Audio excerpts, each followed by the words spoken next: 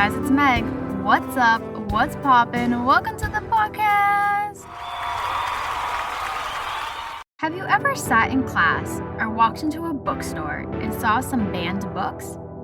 In honor of Banned Books Week, let's talk about them because this podcast episode is coming out September 23rd. And this year, Banned Book Week is September 22nd through the 28th of 2024, according to bannedbooksweek.com. Let Freedom Read Day is September 28th of this year, 2024. And according to this website, Banned Books Week was launched in 1982 because there was a sudden increase in the number of challenges to books in libraries, bookstores, and schools.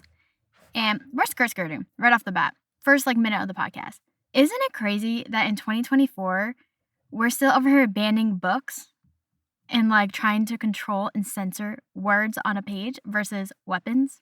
I'm gonna say it. I said it. It blows my mind that we're this far in civilization and we are still feeling the need to ban books. When have words ever hurt somebody like that? When have words ever killed somebody? When have books ever killed somebody? It blows my mind that people are so worried and consumed by books when there are way bigger issues in the world that we should be dealing with and facing.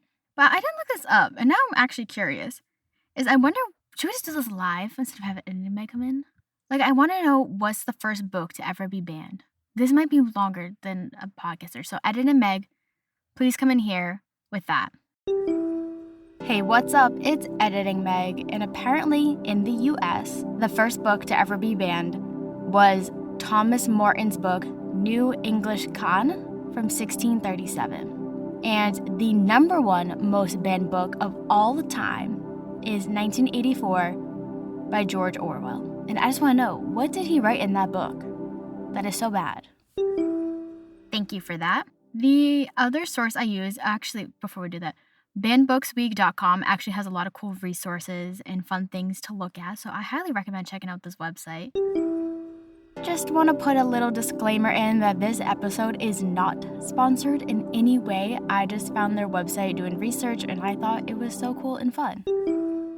Another website I use is the ALA.org, which is the American Library Association. And I chose some fun facts from them. And did you know that in 2023, when the podcast launched, that was last year, ALA's Office for Intellectual Freedom documented, do you ready for this number? 1,247 demands to censor library books and resources. You got too much time on your hands if you're worrying about a book. I'm sorry, I said it. We said it. Also, in 2023, censorship surged 65% compared to 2022. And this was the highest levels for documented by OIF in more than 20 years. Seriously, what is going on in our society? We are backtracking. We're not moving forward. 4,240. I'm going to repeat that number for the people in the back. 4,240 unique book titles were targeted for removal from schools and libraries in 2023. Do you know how many there was in 2022? I can let you know because I did my research. 2,571. Now, I can't do mathy math like that. We know this, so we're going to do this live. 4,240 minus 250, 71, 1,669 in a year. 1,669. Oh my gosh, wait, we're going to do more math. Why am I in a math mood today? This is not like me. But what did we say the number was? 1,669. We're going to divide that by 12 because that's how many months in a year we have. That's roughly 139 books a month. 139 books a month were targeted. I am just saying, I think if we took this attention and put it somewhere else, we could solve a lot more better issues in life.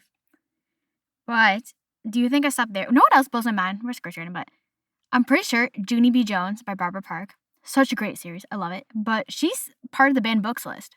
There's so many books I don't think people realize are on the banned books list. Actually, let's do this right now. We're going to look up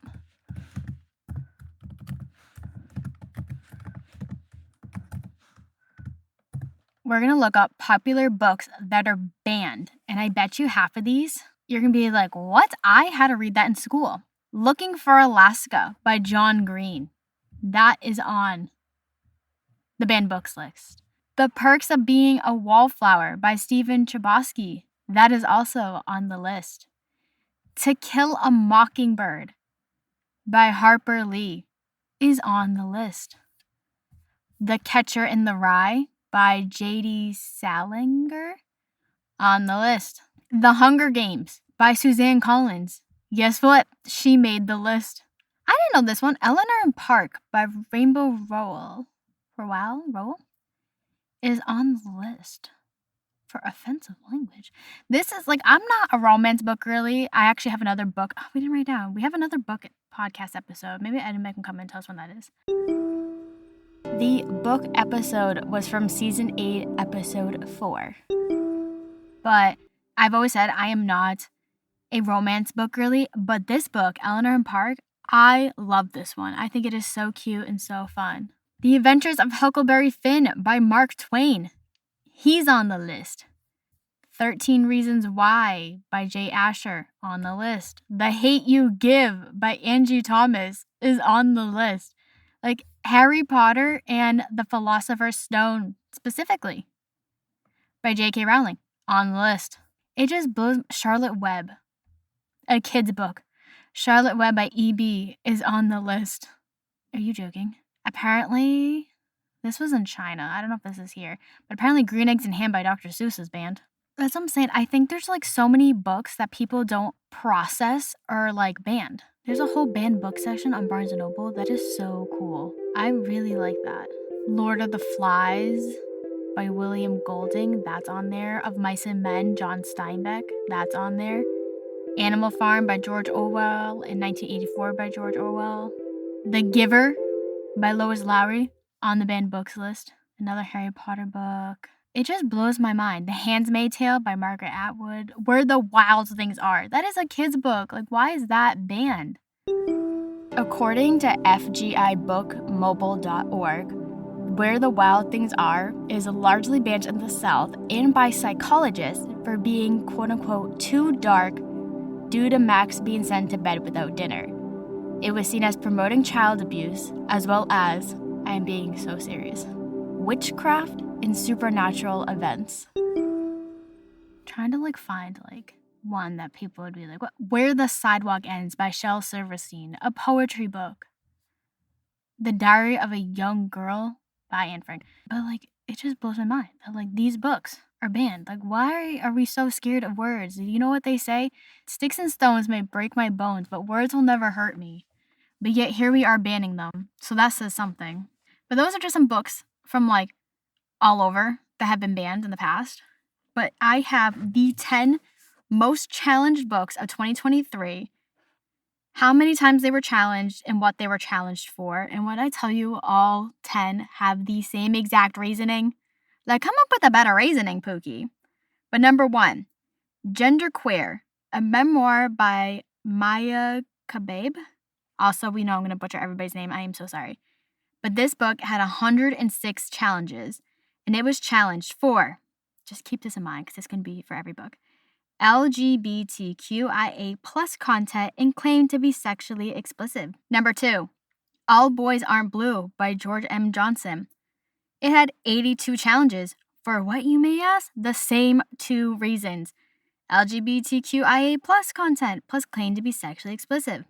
Number 3 is This Book is Gay by Juno Dawson. Had 71. For what? LGBTQIA+ content, sex education, claimed to be sexually explicit. Number 4, The Perks of Being a Wallflower by Stephen Chbosky. 68 challenges, claimed to be sexually explicit, LGBTQIA+ content, rape, drugs, profanity. Number 5, Flamer by Mike Corrado. 67 challenges. For what reasons? Repeat it with me, guys. LGBTQIA+ content claimed to be sexually explicit. At least come up with better reasonings for why you're doing this. Number 6, The Bluest Eye by Toni Morrison. Had 62 challenges. This one, slightly different. It is rape, incest, claimed to be sexually explicit, and EDI content. Now, I really pray to every single God out there that this is not what EDI actually means. Because when I looked it up, it came back that EDI stood for Equality, Diversity, Inclusion. I'm going to repeat that. Equality, Diversity, Inclusion. We are banning a book because of equality. Let that sink in. Let that sink in. And this is all also public information on that ALA.org website. So if you want to go look at it yourself or see if you think I'm lying, I am not. It is all there. So book number 7 and 8 are actually tied. So for 7 and 8, there's Me and Earl and the Dying Girl by Jesse Andrews, which had 56 challenges. It claimed to be sexually explicit and profanity. And Tricks by Ellen Hopkins also had 56 challenges, which also claimed to be sexually explicit, drugs, rape, and LGBTQIA+ content. Number 9, Let's Talk About It, The Teen's Guide to Sex, Relationships, and Being a Human by Erica Moen and Matthew Nolan. 55 challenges, claimed to be sexually explicit, sex education, LGBTQIA+ content. And number 10, drum roll please, Sold by Patricia McCormick. 53 challenges, claimed to be sexually explicit and rape. Now this is the sad reality that we all live in. In the US, out of all 50 states, they didn't either 1, attempt to restrict access to books, or 2, titles challenged in those attempts. Out of all 50 states, there was only 12 who didn't ban a book, a single book. Pretty sure I read the map right. And out of the 12, in no particular order, it is Massachusetts, Vermont, Rhode Island, Alabama, Louisiana, Arkansas, Nebraska, North Dakota, South Dakota, Arizona, Nevada, and Washington. We're going to do some more mathy math. 12 out of 50, 24% of this country did not try to censor books. That's not even a quarter of the country. 24% decided they were not going to censor a book. And as you can tell, those states were from all over. They were the Northeast, the Midwest, down south, out south, north, south, all of this, everything. They were across the country.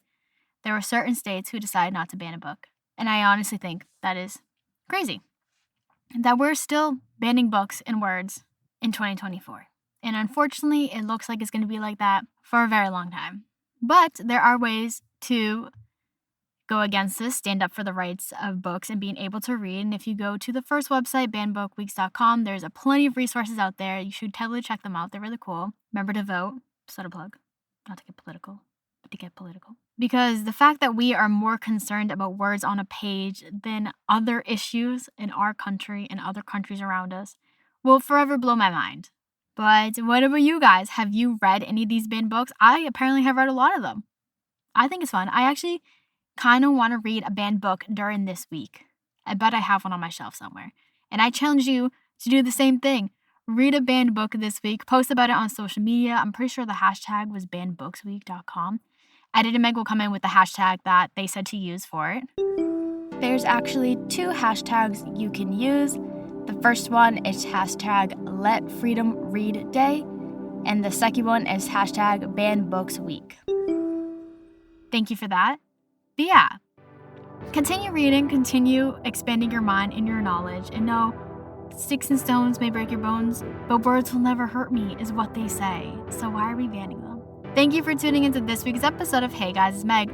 You can follow Hey Guys, It's Meg _podcast on Instagram for updates and good times. Come back next Monday, where it's going to be the first episode of Spooktober. And I'm going to use our little friend AI for help with the first spooky episode. I'll see you on the flip side. Peace out, Girl Scouts.